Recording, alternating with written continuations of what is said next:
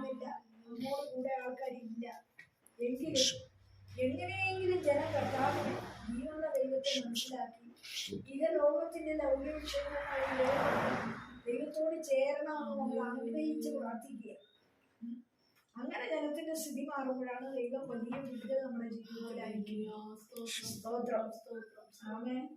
Hallelujah. അവിടെ കർത്തൃദാസൻ പറഞ്ഞൊരു വാക്കുണ്ടല്ലോ, എന്താ? ദാവീദിന് സിംഹാസനമുണ്ട്, എങ്കിലും ദാവീദ് തെറ്റിയവനാ. പട്ടാളമുണ്ട്, സൈന്യമുണ്ട്, താൻ ആജ്ഞാപിച്ചാൽ അത് ചെയ്തെടുക്കാനുള്ള പടയാളികളും കൂട്ടത്തിലുണ്ട്. എങ്കിലും താൻ പാപം ചെയ്തു ബത്ശേബയെ കണ്ണുകൊണ്ട് മോഹിച്ച് അവളുടെ ഭർത്താവിനെ അവൻ ഉപായത്താൽ കൊല്ലിച്ച് അവളെ സ്വീകരിച്ച ആ ദാവീദ് ദൈവ ഭയമുള്ളവൻ തന്നെയാണ്. ദൈവത്തെ ഭയപ്പെടുന്നവനാണ്. പക്ഷേ എന്നിട്ടും താൻ പാപത്തിലകപ്പെട്ടു പോയെന്നാ. എത്ര വലിയവനാണെങ്കിലും എത്ര ചെറിയവനാണെങ്കിലും ഹല്ലേലൂയ, ദൈവഭയം ഒരു വശത്ത് നിൽക്കുമ്പോഴും പാപം എന്ന ശക്തി മനുഷ്യനെ വലിച്ചടിപ്പിച്ച് അവന്റെ വിരുദിനെ തെറ്റിക്കുക. ഇത് മനസ്സിലാക്കിയ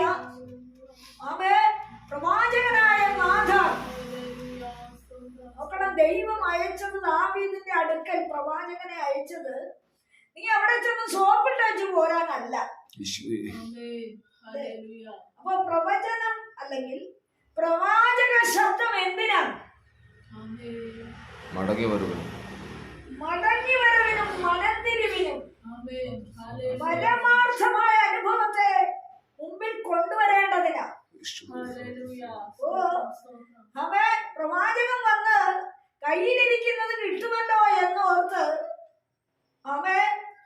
സോപ്പിട്ട് ശുശ്രൂഷ ചെയ്യാനല്ല ദൈവം പ്രവാചകന്മാരെ നിയോഗിക്കുന്നത്. പ്രവാചക ശബ്ദത്തിൽ ദൈവത്തിന്റെ ആത്മാവിന്റെ പൂർണ്ണതയുണ്ട്. അവർ ആത്മനിയോഗമുള്ളതാണ്. ആത്മനിയോഗത്താലാണ് അവർ പലതും സംസാരിക്കുന്നത്. മനുഷ്യന്റെ ഇഷ്ടം നോക്കിയോ അവരോട് ഇങ്ങനെ പറഞ്ഞാൽ അത് ശരിയാകത്തില്ലെന്നുള്ള ചിന്തയിലോ ഇങ്ങനെയൊന്നും അവരോട് പറഞ്ഞുകൂടാ എന്നുള്ള അവരുടെ ഹൃദയത്തിന്റെ താല്പര്യമനുസരിച്ച് സംസാരിക്കുന്ന വ്യക്തിയല്ല പ്രവാചകൻ.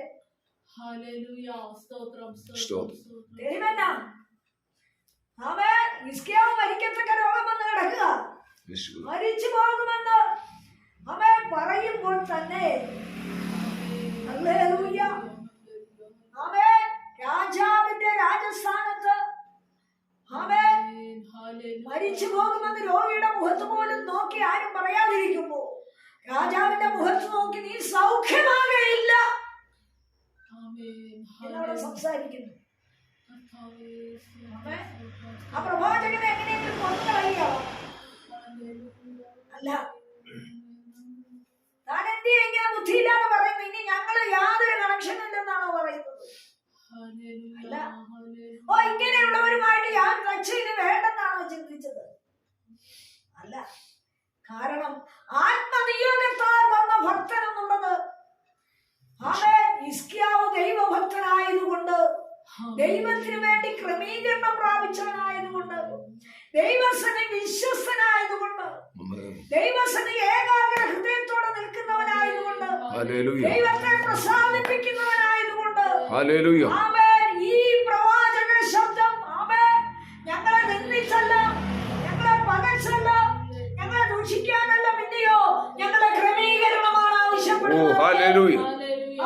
അവന് മനസ്സിലായതുകൊണ്ടാണ് അവൻ മുഖം ചുവരോട് ചേർത്ത് കരഞ്ഞ് മറുപടി നേടിയത്.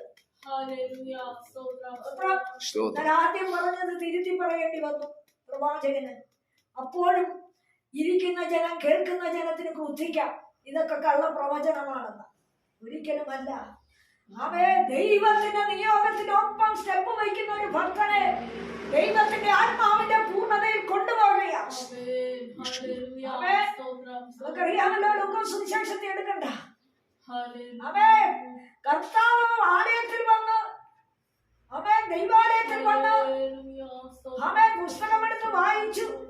ദരിദ്രന്മാരോട് സുവിശേഷം അറിയിപ്പാൻ, ബദ്ധന്മാരെ വിടുവിക്കുവാൻ, കുരുടർക്ക് കാഴ്ച പ്രസംഗിക്കാൻ എന്നെ അയച്ചിരിക്കുന്ന, എന്റെ മേൽ അഭിഷേകമുണ്ടെന്ന് പറഞ്ഞപ്പോൾ പള്ളിയിലുള്ള എല്ലാവരുടെയും കണ്ണവങ്കിലേക്ക് പതിഞ്ഞു. അവന്റെ വായിൽ നിന്ന് വന്ന ലാവണ്യ വാക്ക് നിമിത്തം അവനെ പുകഴ്ത്തിയത്. സ്തോത്രം. ഞാനിത് ചുരുക്കി പറയട്ടെ. എന്നാൽ ഹല്ലേലൂയ 3-4 വാക്യം കൊണ്ട് കഴിയുമ്പോൾ കർത്താവ് ആ വചനത്തെ ഒന്ന് പൊരുള് തിരിച്ചു കൊടുത്തു. എന്താ? വൈദ്യ, നിന്റെ ഭക്ഷണത്തിൽ നീ നിന്നെ തന്നെ സൗഖ്യമാക്ക. കവർണമുണ്ടായെന്ന് കണ്ടതും കേട്ടതുമെല്ലാം നീ നിന്റെ പിതൃനേരത്തിൽ ചെയ്യ.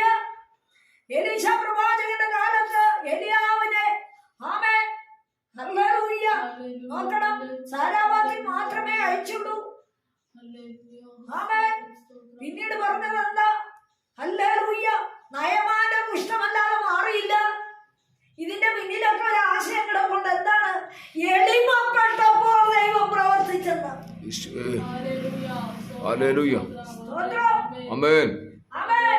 പരമാർത്ഥ ഹൃദയത്തോടെ, നിഷ്കളങ്ക മനസ്സാക്ഷിയോടെ, വിശ്വസ്തയോടെ നിൽക്കുന്ന ജനത്തിന് വേണ്ടി ദൈവം പ്രവർത്തിക്കുന്നു എന്ന് അവിടെ ആലോചന വെളിപ്പെട്ടതിനെയാണ് ശത്രു തടഞ്ഞത്.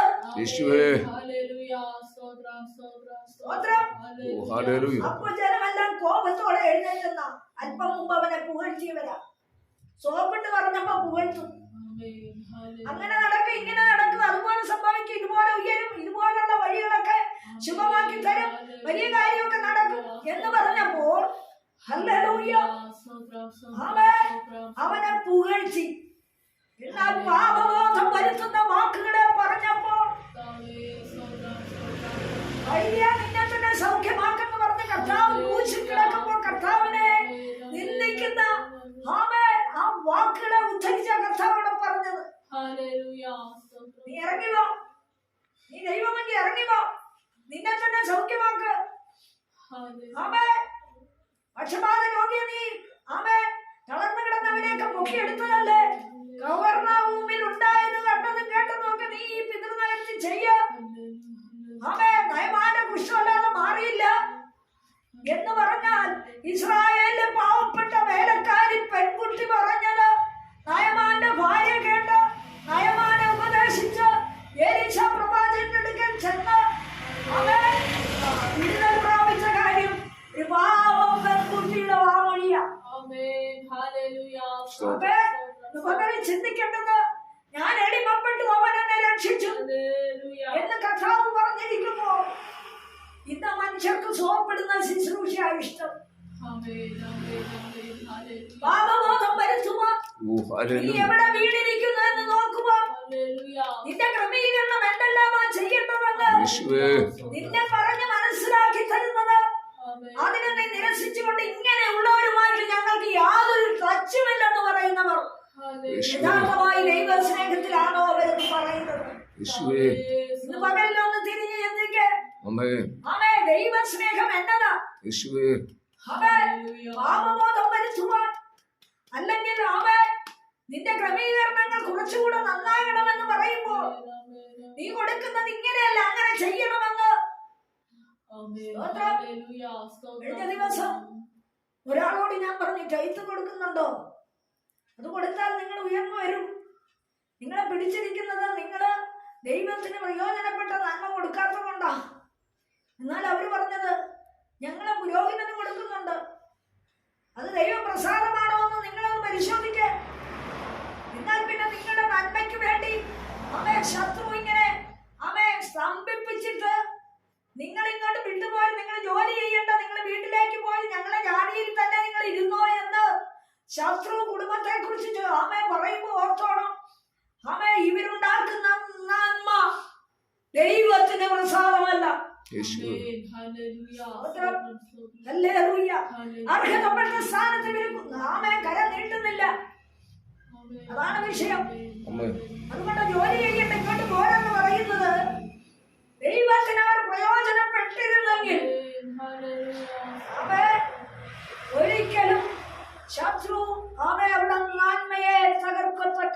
ജീവിതത്തിൽ ആമേൻ എഴുതിയിടത്തില്ലായിരുന്നു. സ്തോത്രം. എന്നാൽ ആ ക്രമീകരണം പറഞ്ഞപ്പോ സ്തോത്രം, ഞങ്ങൾക്ക് ഇങ്ങനെ പറയുന്നവരെ ഇഷ്ടമല്ലെന്ന് പറഞ്ഞു. അതിൽ നിന്ന് എന്താ മനസ്സിലാക്കേണ്ടത്? ആമേൻ. അവരെ പാപബോധം വരുത്തുന്ന ക്രമീകരണത്തിന്റെ വാക്കുകൾ പറഞ്ഞപ്പോൾ എഴുത്തിനെ കുറിച്ച് പറയുന്നത് ഞങ്ങൾക്ക് ഇഷ്ടമല്ലല്ലോ, അങ്ങനെയുള്ളവരെ ഞങ്ങൾ ഒഴിഞ്ഞു കളയുമെന്ന്. എന്താണ് പറയാൻ കാര്യം? സ്തോത്രം. ആമേൻ. ഞങ്ങളെ ഇന്നവരൊക്കെയാണ് ഞങ്ങളെ നടത്തിയിട്ടുള്ളത്. അതുകൊണ്ട് അവര് പറയുന്നതും അവര് ഉപദേശിക്കുന്നതല്ലാത്ത അവർക്ക് ആമേൻ ഇങ്ങനെയുള്ളതൊന്നും ആവശ്യമില്ല. അതുകൊണ്ട് അവര് പറയുന്ന ആമേൻ വഴിയിൽ ഞങ്ങൾ പോകും. അത് മതി ഞങ്ങൾക്ക്. അത് ശാഠ്യ സ്വഭാവമല്ലേ? കർത്താവ് അങ്ങനെ ശഠിച്ചിട്ടുണ്ടോ? ആമേൻ. കാൽവറി ക്രൂശിൽ കിടക്കുമ്പോഴും കർത്താവ് ആരെയെങ്കിലും തള്ളി പറഞ്ഞിട്ടുണ്ടോ?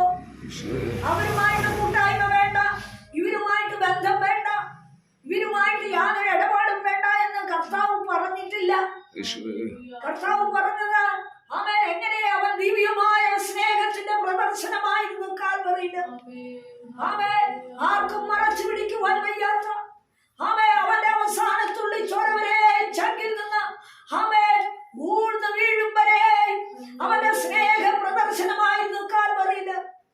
എന്നാൽ അത് നമ്മുടെ ജീവിതത്തിൽ വെളിപ്പെടുന്നില്ല എങ്കിൽ വെറുതെയാണ് ക്രിസ്ത്യാനിത്വം, വെറുതെയാണ് വിശ്വാസം ജീവിതം, വെറുതെയാണ് നമ്മൾ പാഴുപണിയാണ്. ദൈവ സ്നേഹം നമ്മളിൽ വെളിപ്പെടുന്നില്ല എങ്കിൽ അവരെ വേണ്ട, ഇവരെ വേണ്ട, അവരുടെ കേൾക്കണ്ട, ഇവരുടെ കേൾക്കണ്ട എന്ന് പറഞ്ഞാല് അത് ദൈവ സ്നേഹത്തിൽ നിന്ന് വരുന്നതല്ല. ദൈവ സ്നേഹം എന്താണ്? ദൈവ വചനത്തിന്റെ സത്യത്തെ അതിന്റെ ശക്തിയോടെ വെളിപ്പെടുന്ന സ്ഥാനത്തേക്കുള്ള ശ്രദ്ധയാണ് ദൈവം നമ്മളെ കുറിച്ച് ആഗ്രഹിക്കുന്നത്. വെറും സ്വാതന്ത്ര്യപൂർണ്ണ ശുശ്രൂഷയ്ക്കല്ല നമ്മൾ ഒരുക്കേണ്ടത്. ദൈവഹിതത്തിന്റെ വ്യക്തത മനസ്സിലാക്കുവാൻ ഈ കുഞ്ഞുങ്ങളായിരിക്കുമ്പോ വെറും അമ്മമാരുടെ പാല് കുടിച്ചവർ പറഞ്ഞു.